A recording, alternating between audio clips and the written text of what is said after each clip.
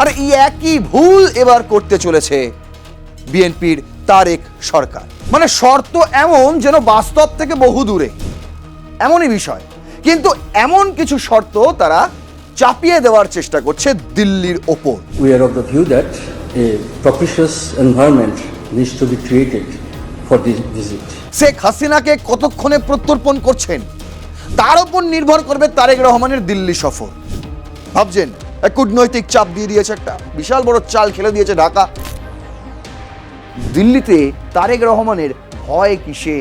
কেন তিনি দিল্লি সফরে আসতে চাইছেন না?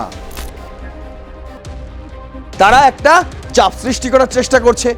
আর এই চাপটা ঠিক কোথা থেকে আসছে, কোথা থেকে আসছে, এটাই হচ্ছে সবচেয়ে বড় প্রশ্ন। ঠিক যে কন্ডিশন উঠে আসছে জামায়াতে ইসলামের বক্তব্যে, ঠিক একই কন্ডিশন উঠে আসছে বিএনপি সরকারের বক্তব্যে। ভাবছেন এত মিল কেন? এই 15ই আগস্টেই এই বাংলা থেকে আইএসআই এর একাধিক চরকে গ্রেপ্তার করা হচ্ছে। আর ঠিক 16ই আগস্টই বাংলাদেশের বয়ান বদলে যাচ্ছে। ঘরে বাইরে প্রবল চাপে বাংলাদেশের প্রধানমন্ত্রী তারেক রহমান। কি করবেন তিনি? জলে নামলে কুমিরের ভয়, আর ডাঙায় থাকলে এই বাগে খায়। তা এমত অবস্থায় দাঁড়িয়ে তিনি না পারছেন জলে নামতে, না পারছেন ডাঙায় থাকতে, কিন্তু তার মধ্যেই তিনি একটি ডিপ্লোম্যাটিক সিদ্ধান্ত নিয়ে ফেলেছে। আর এই ডিপ্লোম্যাটিক সিদ্ধান্তের কথা ইতিমধ্যেই জানিয়ে দিয়েছে ঢাকা।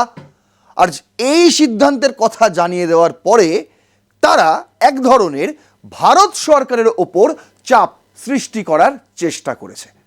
কি সেই সিদ্ধান্ত? দেখুন, তারেক রহমানের ভারত সফর আপাতত স্থগিত। আমি বলছি না এ কথা বাংলাদেশের পররাষ্ট্র মন্ত্রণালয়ের মুখপাত্র তিনি স্বয়ং নিজের মুখে এই কথা বলেছেন, এবং একই সঙ্গে তিনি বেশ কয়েকটি শর্ত জুড়ে দিয়েছেন। যদি এটা না হয় ওটা হয়, যদি ওটা না হয় এটা হয়, তাহলে হবে, না হলে হবে না। মানে তার কথা মতন এক কথায় যদি বলা যায় যে ভারতে এই মুহূর্তে তারেক রহমানের সফরের জন্য অনুকূল পরিবেশ নেই। ঠিক আপনারা একটু মনে করে দেখুন, টি-20 বিশ্বকাপের সময়, সেই সময়ও ভারতে বাংলাদেশের ক্রিকেট দল আসার জন্য নাকি অনুকূল পরিবেশ ছিল না, ক্ষতিকার হয়েছে। আমি এখনই বলছি না। আপনি যদি ক্রিকেটটা দেখেন, ক্রিকেট বিশ্বকাপের কথা যদি ভাবেন, তাহলে সেই বিশ্বকাপে অংশগ্রহণ না করে বাংলাদেশ ক্ষতিটা কাদের করেছে? ভারতের কোনো ক্ষতি হয়নি, বরং ভারত চ্যাম্পিয়ন হয়েছে মশাই। আর বাংলাদেশ তালিকা থেকে অনেকটা নিচে নেমে গেছে। আর এই একই ভুল এবার করতে চলেছে বিএনপির তারেক সরকার। আসলে যে কারণগুলো দেখানো হয়েছে, ভারত সফর স্থগিত করার যে কারণগুলো দেখানো হয়েছে, সেই কারণগুলো কিন্তু অতি নগণ্য। প্রথমত, শেখ হাসিনার প্রত্যর্পণ না হলে আমি দিল্লি সফরে যাব না। ওসমান হাদির ঘটনায় অভিযুক্তদের যদি চিহ্নিত না করা হয়, বাংলাদেশে না পাঠানো হয় ভারত থেকে, তাহলেও আমি দিল্লি সফরে যাব না। মানে শর্ত এমন যেন বাস্তব থেকে বহু দূরে, এমনই বিষয়।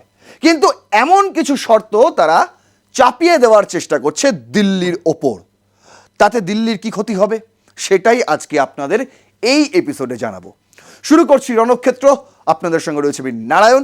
আজ আমাদের হেডলাইন যে why Tarek Rahman skips Delhi trip. দিল্লিতে তারেক রহমানের ভয় কিসের? কেন তিনি দিল্লি সফরে আসতে চাইছেন না? দেখুন, প্রথমত বাংলাদেশের যখনই কোনো নবনির্বাচিত প্রধানমন্ত্রী আসেন, তার বিদেশ সফরে শুরু হয় ভারত দিয়ে। তারেক রহমানের ক্ষেত্রেও কিন্তু তেমনটাই মনে করা হয়েছিল। অন্তত বিএনপির সরকার ক্ষমতায় আসার পর তারাও তেমনটাই মনে করেছিল। কারণ ভারতের সঙ্গে সম্পর্ক খুব মজবুত রাখা দরকার। যে দেশটির সঙ্গে প্রায় 4000 কিলোমিটার সীমান্ত ভাগ করে বাংলাদেশ, সেই দেশের সঙ্গে কূটনৈতিক সম্পর্ক অত্যন্ত জরুরি। এটা বিএনপির তারেক রহমানের সরকারও জানে। কিন্তু আমরা কি দেখলাম? তার ভারতে আসার কথা, কিন্তু তিনি এলেন না। চলে গেলেন কোথায়? বললেন নাকি চীনে যাবেন, কিন্তু তার আগে চলে গেলেন মালয়েশিয়া, চীন। তিনি সফর করলেন। তার পরবর্তীতে জানা গেল ব্রিক্স সম্মেলনে অবশ্যই তিনি আসবেন। সেপ্টেম্বরে যেটা হওয়ার কথা। পরবর্তী দিনে এটাও জানিয়ে দেন যে না, আমি ব্রিক্স সফরে যাব না। কেন? 5ই আগস্ট শেখ হাসিনা কেন দিল্লিতে বসে প্রেস কনফারেন্স করলেন? ভারত সরকার কেন বাধা দিল না? এই অভিযোগ তুলে তারা বলল যে না, আমরা ব্রিক্স সম্মেলনে যাব না। বিশেষ করে তারেক রহমান এবং তার উপদেষ্টারা যে আসার কথা ছিল। পরবর্তী ক্ষেত্রে দ্বিপাক্ষিক সম্পর্ক উন্নত করার জন্য হাসিনা পরবর্তী সময়ে তারেক রহমানকে দিল্লি সফরে আসার জন্য আমন্ত্রণ জানানো হয়। বিশেষ করে দীনেশ ত্রিবেদী, তিনি গত 10ই আগস্ট তারেক রহমানের সঙ্গে বৈঠক করেন এবং সেই বৈঠকে তাকে আমন্ত্রণও জানানো হয় ভারতে আসার জন্য। পরবর্তীতে আমরা দেখলাম দীনেশ ত্রিবেদী তিনি তার ঠিক পরের দিনই নরেন্দ্র মোদীর সঙ্গে সাক্ষাৎ করলেন, ভারতের প্রধানমন্ত্রী তার সঙ্গে সাক্ষাৎ করলেন। একটা মোটামুটি ফাইনাল ছিল যে তিনি আগস্ট মাসেই হয়তো ভারত সফরে আসবেন। ঠিক যেমনটা দা ডেইলি স্টার করেছিল গত 15ই August the daily star headline করেছিল Tarique likely to visit India between August 20 and 25, মানে 20শে আগস্ট থেকে 25শে আগস্ট এই সময়সীমার মধ্যে তারেক রহমানের ভারত সফরের একটা গুঞ্জন রটেছিল। গুঞ্জনই বলতে পারেন, কারণ সেটা কোনো রকম ফাইনাল হয়নি। ফাইনাল হতো তখন, ঠিক যখন এই ধরনের নতুন একটা আপডেট আমাদের কাছে চলে এলো। দেখুন দ্য ডেইলি স্টার কি লিখেছিল, তারা লিখছিল যে prime minister Tarek Rahman is likely to visit India between August 20 and 25 with Dhaka and New Delhi discussing the specific dates within the time frame, diplomatic sources said. কূটনৈতিক মহল থেকেই কিন্তু খবর এসেছিল যে 20 থেকে 25 তারিখের মধ্যে দিল্লি সফর করতে পারেন তারেক রহমান। আর এখানে ঢাকারও অনেক স্বার্থ জড়িয়ে রয়েছে। The development follows Indian high commissioner. কি কি স্বার্থ সেটা আপনাদের আগে বলে দিই। প্রথমত, এই বছর শেষ মানেই গঙ্গা জলবন্টন চুক্তি শেষ, সেটাও তো রিনিউ করতে হবে, বুঝতে পারছেন? দেখুন, ভারত বারবার বার্তা দিচ্ছে দ্বিপাক্ষিক সম্পর্ক উন্নত করার জন্য। যেমনটা ডক্টর মোহাম্মদ ইউনুস এসে সম্পর্কে দুর্মুজ করে দিয়েছিল, তারেক রহমানের ওপর কিছুটা ভরসা রেখে ভারত এইটাই ভেবেছিল, এইটাই আশা করেছিল যে বাংলাদেশ আবারও ভারতের সঙ্গে সম্পর্ক ঠিক করে নেবে। দীনেশ ত্রিবেদীকে, একজন রাজনৈতিক ব্যাকগ্রাউন্ড থেকে উঠে আসা একজন ব্যক্তিকে, এই কারণেই কিন্তু রাষ্ট্রদূত করে পাঠানো হয়েছিল বাংলাদেশে। আর তিনি যাওয়ার পর থেকেও তিনি যা যা উক্তি করেছেন, যা যা মন্তব্য করেছেন, সেখানেও কিন্তু একটি দুই দেশের মধ্যে কূটনৈতিক সম্পর্ক আরও শক্তিশালী এবং মজবুত করার লক্ষ্যেই তিনি কাজ করেছেন। এমন সময় দাঁড়িয়ে কি বলছে যে Indian high commissioner Dinesh Trivedi to Bangladesh, Dinesh Trivedy's one-to-one meeting with Indian Prime Minister Narendra Modi on August 11, a day after he met Tarek in Dhaka. ঢাকাতে তারেকের সঙ্গে 10 তারিখ মিটিং করার পরই 11 তারিখ দীনেশ ত্রিবেদী নরেন্দ্র মোদীর সঙ্গে মিটিং করেন এবং সেই বৈঠকের পরেই কিন্তু একটা ধারণা তৈরি হয়, বিশেষ করে ভারত এবং বাংলাদেশ দুই দেশেরই সংবাদ মাধ্যম, একদম শীর্ষ সংবাদ মাধ্যমগুলো যে খবর ছেপেছিল সেটা বলছে যে both side have been interested in a bilateral visit but the schedule was an issues. After weighing various schedules, the top officials of both countries have come close to a schedule between August 20 and 25. Diplomatic sources in New Delhi told the Daily Star. দিল্লির কোনো কূটনীতিক the daily স্টারকে এই কথা জানিয়েছিল যে দুই দেশেরই স্বার্থ জড়িয়ে রয়েছে এই তারেক রহমানের দিল্লি সফরকে ঘিরে।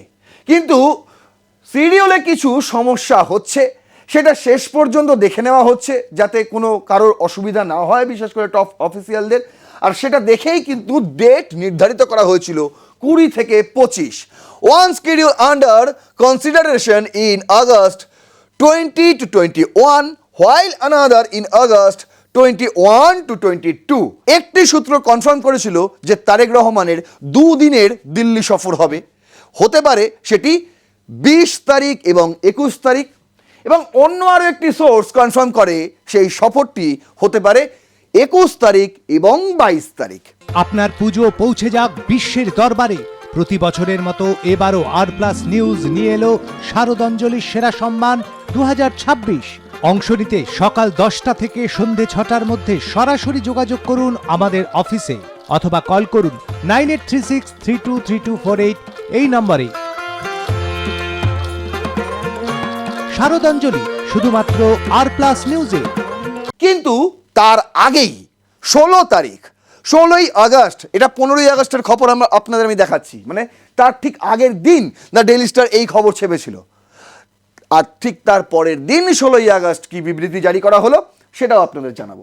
বলছে this will be finalised once India high commissioner Dinesh Trivedi resume work in Dhaka, the sources said. Trivedi landed in Dhaka yesterday evening. মানে এই আর্টিকেলটি 15ই আগস্ট ছাপা হয়েছিল, আর 14ই আগস্ট দীনেশ ত্রিবেদী তিনি ফের ঢাকায় ফিরে যান।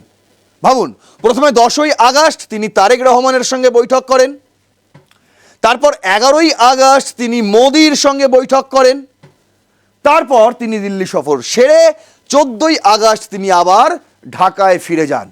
তখনও পর্যন্ত কিন্তু এটা নিশ্চিত ছিল যে পরবর্তী সপ্তাহেই যে তারেক রহমান দিল্লি সফর করবেন।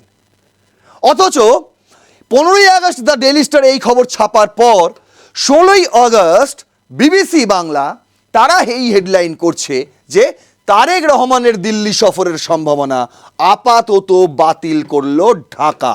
আমি এক কথায় বললাম, স্থগিত করলো ঢাকা। আপাতত বাদ দিয়ে দিলাম, স্থগিত করলো ঢাকা। অন্তত ঢাকার এই মুহূর্তে বাংলাদেশের পররাষ্ট্র মন্ত্রণালয়ের যে মুখপাত্র তার যে বক্তব্য কিন্তু তেমনটাই ইঙ্গিত দেয়। কি বলেছিলেন তিনি? বলছে বাংলাদেশের প্রধানমন্ত্রী তারেক রহমানের দিল্লি সফরের সম্ভাবনা আপাতত বাতিল হয়ে গেছে। দেশটির পররাষ্ট্র মন্ত্রণালয় আজ আনুষ্ঠানিকভাবে বলেছে এই সফরের জন্য একটি অনুকূল পরিবেশ তৈরি করা প্রয়োজন। কি সেই অনুকূল পরিবেশ সেটাও আপনাদের জানাচ্ছি। বলছে ঢাকায় রোববার দুপুরে, মানে 16ই আগস্ট রোববারই ছিল, পররাষ্ট্র মন্ত্রণালয়ের এক প্রেস ব্রিফিংয়ে এ কথা জানিয়েছেন মন্ত্রণালয়ের মুখপাত্র AKM শাহিদুল করিম। এই সেই ব্যক্তি, তিনি কি বলেছেন একবার শুনুন। Officials of Bangladesh and India have been in touch with each other for several weeks on the possibility of a bilateral visit by Honorable Prime Minister Mr. Tariq Rahman to India. However, this process was vitiated by the open press interaction in New Delhi on 5th of August by Sheikh Hasina, who has been convicted by the International Crimes Tribunal for committing crimes against humanity. We have made our position clear on this matter. We are of the view that a propitious environment needs to be created for this visit. To this end, we have requested the Indian authorities to expeditiously act on our request to extradite Sheikh Hasina and other fugitive criminals, and to hand over Bangladesh the accused killers of Shahid Sharif Usman Hadi in compliance with our bilateral extradition treaty. We are awaiting their response.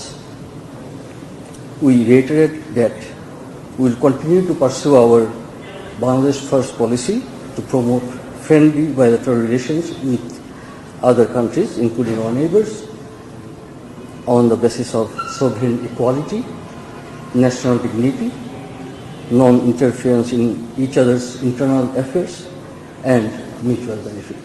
তিনি বলছেন, মানে ভাবুন, 10ই August 5ই August Sheikh Hasina press conference করেছে, 10ই August Dinesh Trivedi Tarique রহমানের সঙ্গে বৈঠক করেছে, আবার ওই একই দিনে রয়ের প্রতিনিধি দল ঢাকায় ছিল, সেখানেও গোয়েন্দা পর্যায়ে বৈঠক হয়েছে দুই দেশের। তার পরবর্তীতে 11ই আগস্ট ত্রিবেদীর সঙ্গে মোদির বৈঠক হয়েছে। আচ্ছা, 15ই আগস্ট বাংলাদেশের সমস্ত শীর্ষ সংবাদ মাধ্যমগুলো এই খবর ছাপছে যে 9-20-21, 9-21-22 এই দুটো সফরের মধ্যেই কোনো একটা নির্দিষ্ট হবে তারেক রহমানের দিল্লি সফর সূচি। অথচ 16ই আগস্ট শহীদুল করিম এই বক্তব্য রাখছেন। কেন? তার বক্তব্য হচ্ছে Dhaka says Hasina's press meet in Delhi visited Bangladesh PM India trip 6 extradition update. প্রথমত ঢাকা চাইছে কি আপডেট রয়েছে মশাই? শেখ হাসিনাকে কতক্ষণে প্রত্যর্পণ করছেন তার উপর নির্ভর করবে তারেক রহমানের দিল্লি সফর। ভাবছেন এক কূটনৈতিক চাপ দিয়ে দিয়েছে, একটা বিশাল বড় চাল খেলে দিয়েছে ঢাকা। এখন দিল্লির কোর্টে বল, দিল্লি কি করবে দিল্লি করে দেখাক। কিন্তু দিল্লির কথা পরিষ্কার, যে প্রত্যর্পণ যে এক্সট্রাডিশন নিয়ে আপনারা বারবার আবেদন করছেন, অভিযোগ জানাচ্ছেন, সেটা এখনো কিন্তু আইনি পথে প্রক্রিয়ার মধ্যেই রয়েছে। হুটহাট করে সব কিছু হয় না। নতুন করে সেরকম বিবৃতি জারি করা হয়ওনি শাহিদুল করিমের এই বক্তব্যের পর, কিন্তু দিল্লির স্ট্যান্ড ওটাই আছে, ওটাই আছে দিল্লির স্ট্যান্ড। তাতে করে আপনি আসুন, দিল্লি সফর করলে করুন, আপনারই ফায়দা রয়েছে। গঙ্গা জলবন্টন চুক্তি রয়েছে, সঙ্গে আরও অনেক কিছু রয়েছে, বুঝতে পারছেন? সেগুলো আপনি না হলে হারিয়ে ফেলবেন, হেলায় হারাবেন। কিন্তু না, তারা একটা চাপ সৃষ্টি করার চেষ্টা করছে। আর এই চাপটা ঠিক কোথা থেকে আসছে, কোথা থেকে আসছে, এটাই হচ্ছে সবচেয়ে বড় প্রশ্ন। যখন 5ই আগস্টের পর তারেক রহমান জানিয়ে দিল ব্রিক্স সম্মেলন করা হবে না, ভারতে যাওয়া হবে না, তাহলে 10ই আগস্ট যখন আবার আমন্ত্রণ জানানো হলো, কই সেই সময় তো কিছু জানানো হয়নি। আচ্ছা, 15ই আগস্ট পর্যন্ত কিছু জানানো হয়নি, 16ই আগস্টেই হঠাৎ করে এই ধরনের বক্তব্য কেন, হোয়াই? এটাই হচ্ছে এই মুহূর্তে লাখ টাকার প্রশ্ন। সেই প্রশ্নের উত্তরই আপনি শেষ পর্যন্ত দেখলে পেয়ে যাবেন। এর পরের স্লাইডেই আমি আপনাদের দেখাবো। দেখুন, বলছে Bangladesh sets extradition of Hasina's Hadi's killers as conditions for Tarique Rahman's India visit. শর্ত অনেকগুলো, এক গাদা শর্ত চাপিয়েছে। প্রথমত, হাসিনাকে প্রত্যর্পণ করতেই হবে এবং হাদি খুনে যারা অভিযুক্ত তাদেরকেও নাকি বাংলাদেশে পাঠাতে হবে। তারা যে ভারতে বসে আছে সেটাই বা জানলো কি করে ভাই? কি করে জানলে? একটা মন গড়া কথা। বলছে কি, ministry of foreign affairs officer spokesperson AKM Sahidul Karim said that a propitious environment is required for Mr. Rahman's visit and urges India to extradite Mr. Hasina and the suspected killers of radical students leader Osman Hadi. Suspected killers বলা হচ্ছে, বুঝতে পারছেন? মানে সন্দেহভাজন অভিযুক্ত যাকে বলে বাংলায়। কি রে, তোর বেশ র্যাশ হয়েছে দেখছি। হ্যাঁ রে, কি করবো বলতো, র্যাশগুলো কিছুতেই কমছে না। অনেক কিছু ইউজ করলাম তবুও কমছে না। তুই এম্বার গৌরীদেবী হসপিটালসে দেখাতে পারিস, ওখানে ভালো এক্সপিরিয়েন্স ডার্মাটোলজিস্ট আছে। গৌরী দেবী হসপিটাল, রাজবাঁধ, দুর্গাপুর। যোগাযোগ 8001003333, 8001113333। এই সন্দেহভাজন অভিযুক্তরা যে ভারতে রয়েছে সেটা ওদেরকে কে বলেছে আমি জানি না, কিন্তু শেখ হাসিনা ভারতে রয়েছে এটা জানি। কিন্তু বলছে দুজনকেই, মানে দুই পক্ষকেই, শেখ হাসিনা এবং হাদির খুনিদের এক কথায় বললে যা হয়, তাদেরকে নাকি বাংলাদেশে পাঠাতে হবে। যদি না হয় তাহলে তারেক রহমান হয়তো আর দিল্লি সফর করবেন না। কিন্তু দেখুন, এই কথা তিনি 10ই আগস্ট দীনেশ ত্রিবেদীকেই বলতে পারতেন। এই শর্ত যদি তার মনেই থাকতো তিনি 10ই আগস্টই বলতে পারতেন। 16ই আগস্ট মানে 6 দিন পর, ওই বৈঠকের 6 দিন পর এই ধরনের মন্তব্য কেন? তার কারণ তার কাছে মেসেজ এসছে 10ই আগস্ট গোয়েন্দা পর্যায়ে যে বৈঠক হয়েছিল সেখানে কি কি কথা হয়েছে সেটা এই মুহূর্তে তারেক রহমান জেনে গেছেন। সেটা তখন জানতেন না, ওই 10ই আগস্ট যখন দীনেশ ত্রিবেদীর সঙ্গে বৈঠক করছিলেন তখন তিনি জানতেন না, তখন তার কাছে মেসেজ ছিল না, থাকার কথাও নয়, কারণ দুটো বৈঠক একসঙ্গেই চলছিল। পরবর্তীতে সেই মেসেজ তিনি পেয়েছেন এবং পাশাপাশি যেটা বড় করে দেখানো হচ্ছে, যে কারণগুলো বড় করে দেখানো হচ্ছে, সেটা হচ্ছে আপনি বলবেন বিরোধীদের চাপ, আর আমি বলবো পাকিস্তান ISI এর চাপ। কেন? এর নেপথ্যে রয়েছে, পুরো গেমটার নেপথ্যেই রয়েছে জামায়াত এবং NCP। কেন বলছি দেখুন, দ্য ডেইলি স্টার করেছিল গত 14ই আগস্ট, হেডলাইন ছিল people won't accept PM Tarek's India visit without accountability for sheltering Hasina। কে বলেছিলেন? নাহিদ ইসলাম, তথাকথিত তৎকালীন জুলাই বিপ্লবের বলতে পারেন একজন হোতা এবং এই মুহূর্তে NCPর আহ্বায়ক। সেই নাহিদ ইসলাম যিনি জামাতে ইসলামের সঙ্গে জোট করেছিলেন, মানে জামাতে ইসলাম যেটা হচ্ছে বিএনপির টিম বি যেটাকে বলে, সেই বিএনপির টিম বির সঙ্গে তৎকালীন জুলাই বিপ্লবের যে দল এনসিপি, ন্যাশনাল সিটিজেন্স পার্টি, সেই দুটো পার্টি মিলে একটা মঞ্চ করেছে এবং সেখানে 11 দলীয় রয়েছে, 11 দলীয় একটি সংগঠন মঞ্চ বলতে পারেন। সেই মঞ্চটাই ভোটে লড়েছিল, কয়েকটা সিট তারা পেয়েছে, সেরকম বেশি সিট পায়নি, কিন্তু তারপরেও প্রেসিডেন্ট নির্বাচনে তাদের প্রার্থী রয়েছে ডক্টর অলি আহমদ, যিনি প্রতিদিন ভারতের বিরুদ্ধে, পশ্চিমবঙ্গের মুখ্যমন্ত্রী শুভেন্দু অধিকারীর বিরুদ্ধে কড়া কড়া মন্তব্য পেশ করেন সমাবেশে। সেই ব্যক্তিকে তারা প্রেসিডেন্ট করার জন্য মনোনীত করেছেন। যদিও নির্বাচনে কি হয় সেটা দেখা যাক। বিএনপির প্রার্থী আপনারা জানেন মির্জা ফখরুল, কি হয় সেটা একটা কারণ, অবশ্যই সেটা একটা কারণ। আর একটা কারণ কি, নাহিদ ইসলাম বলছে যে সাধারণ মানুষ কখনোই মেনে নেবে না যতক্ষণ না তারা কোনো জবাব দিচ্ছে, কোনো জবাবদিহিতা যদি না থাকে, যে শেখ হাসিনাকে কেন ইন্ডিয়া এখনও রেখে দিয়েছে তার যদি জবাবদিহিতা না থাকে, তার আগেই যদি ভারত সফরে চলে যান তারেক রহমান, তাহলে বাংলাদেশের সাধারণ মানুষ নাকি মেনে নেবে না। এটা গত 14ই আগস্ট বলেছিলেন নাহিদ ইসলাম। পরবর্তীতে 15ই আগস্ট মানে 16 তারিখ করিম বলার আগে, মানে বাংলাদেশের পররাষ্ট্র মন্ত্রণালয়ের মুখপাত্র এই বিবৃতি দেওয়ার আগে 15ই আগস্ট নাহিদ ইসলাম আরও একটি কথা বলেছিলেন no India visit until Hasina is returned. যতক্ষণ না হাসিনা দেশে ফিরছে ততক্ষণ কোনো ভারত সফর হবে না।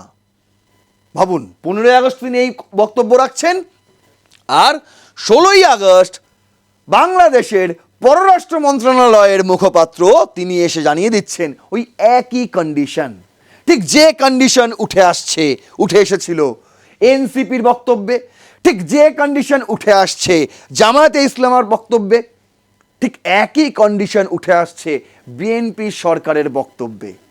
ভাবছেন এত মিল কেন? এত মিল কেন যে এনসিপি জামায়াত তারেক রহমানকে প্রধানমন্ত্রীর কুর্সি থেকে নামাতে পারলে বাঁচে, তার শপথ গ্রহণ অনুষ্ঠান পর্যন্ত তারা বয়কট করেছিল। পরবর্তীতে যত দিন গেছে প্রতিটি মুহূর্তে সরকারকে চাপে রাখার চেষ্টা করেছে, সেটা বলুন বিদ্যুৎ থেকে শুরু করে, তেল থেকে শুরু করে সাধারণ মানুষের দৈনন্দিন জীবনের যে দ্রব্য রয়েছে তার সামগ্রীর দাম, দ্রব্যমূল্য, সেই সমস্ত জিনিস নিয়ে প্রশ্ন করে একদম কোণঠাসা করে দিচ্ছে তারেক রহমানকে। সেই তারেক রহমানের সরকার কেন এই বিরোধী শিবিরের বক্তব্য মেনে নিল? কেন এই বিরোধী শিবিরের দাবি মেনে নিল এবং তাদের বক্তব্যই এবার সরকারি বিবৃতি হিসেবে জারি করা হলো? ওয়াই, কেন? তার আগে আপনাদের একটা জিনিস দেখাই। এটা আগস্টের শুরু থেকেই শুরু হয়েছে। গ্যাস, বিদ্যুৎ, দ্রব্যমূল্য নিয়ন্ত্রণ করতে না পারলে সরকার যেন ক্ষমতায় থাকার স্বপ্ন না দেখে, এটাও বলেছিলেন নাহিদ ইসলাম। একটা নতুন স্লোগান উঠেছে তারেক রহমানের বিরুদ্ধে, বিদ্যুৎ দাও, গ্যাস দাও, নইলে গদি সাইরা দাও।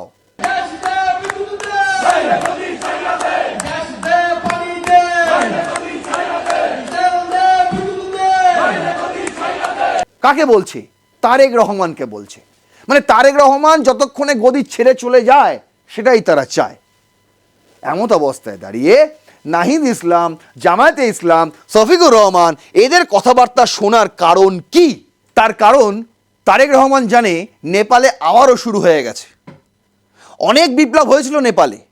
বালেন্দ্র শাহ যে বিপ্লব থেকে উঠে এসছেন, এখন প্রধানমন্ত্রী হয়েছেন, তার বিরুদ্ধেও আবার নতুন করে বিপ্লব শুরু হয়ে গেছে। কে বলতে পারে তারেক রহমানের বিরুদ্ধেও আবার নতুন করে বিপ্লব শুরু হলো বলে? আসিফ মাহমুদ, সজীব ভুঁইয়া তিনি বলেছেন যদি ভারতে এই মুহূর্তে তারেক রহমান যায় সেটা হবে সাধারণ মানুষের সঙ্গে বিশ্বাসঘাতকতা। তিনি এখন বিশাল বড় নেতা, তাদের কথাকেই মান্যতা দিতে হচ্ছে। কারণ তারেক রহমান জানেন এই মুহূর্তে দেশের মধ্যে মুদ্রাস্ফীতি, এই মুহূর্তে দেশে গ্যাস, তেল, বিদ্যুৎ সংকট কিন্তু তাকে ভীষণ চাপে রেখেছে। আর এই মুহূর্তে দাঁড়িয়ে একটি কূটনৈতিক চাল যদি এদিক ওদিক হয়ে যায়, একটা ভুল সিদ্ধান্ত তাকে গদিচ্যুত করতে পারে, অবশ্যই পারে। আর সেই কারণে শুধুমাত্র গদি ধরে রাখার জন্যই এই মুহূর্তে তারেক রহমান এনসিপি তথা জামায়াতে ইসলাম তথা পাকিস্তানের আইএসআই। হ্যাঁ, জামাত ইসলাম বললেই আমরা পাকিস্তানের আইএসআইকেই চিনি। এই 15ই আগস্টেই এই বাংলা থেকে আইএসআই এর একাধিক চরকে গ্রেপ্তার করা হচ্ছে, আর ঠিক 16ই আগস্টই বাংলাদেশের বয়ান বদলে যাচ্ছে। ভেবে দেখুন, কোনো লিঙ্ক কি আপনারা পাচ্ছেন খুঁজে? যদি পান তাহলে অবশ্যই কমেন্ট বক্সে লিখবেন। আর যদি আপনাদের মত ভিন্ন হয় আমার থেকে, যদি আপনাদের কাছে অন্য কোনো কারণ থাকে, যদি মনে হয় এই কারণেই তারেক রহমান ভারত সফর এড়িয়ে যাচ্ছেন, সেটাও অবশ্যই লিখতে পারেন। আপনাদের মতামত অত্যন্ত গুরুত্বপূর্ণ। আর যদি মনে হয় এই ভিডিওটি ইনফরমেটিভ, তাহলে অবশ্যই শেয়ার করবেন, আরও 5 জনকে দেখার সুযোগ করে দেবেন, লাইক করবেন ভিডিওটি, সাবস্ক্রাইব করবেন। আর প্লাস নিউজ 24/7 দেখতে থাকুন রণক্ষেত্র। জয় হিন্দ, বন্দে মাতরম।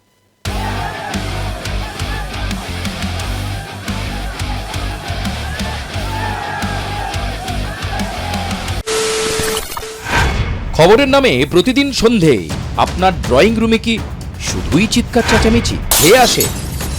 বিতর্কের নামে চলে গালাগালি আর কাদা ছোড়াছুড়ি। এবার সময় পরিবর্তনের, কারণ আমরা কান ফাটানো চিৎকারে বিশ্বাস করি না। আমরা বিশ্বাস করি খবরের সত্যতায়। আমরা কোনো পক্ষের হয়ে গলা ফাটাই না, আমরা সাধারণ মানুষের হয়ে প্রশ্ন তুলি। চিৎকার নয়, শুধু খবর হবে যেখানে বিতর্ক আছে কিন্তু কুৎসিত ঝগড়া নেই। সঠিক তথ্য, বিশ্বস্ত খবর। নজর রাখুন আর প্লাস নিউজে।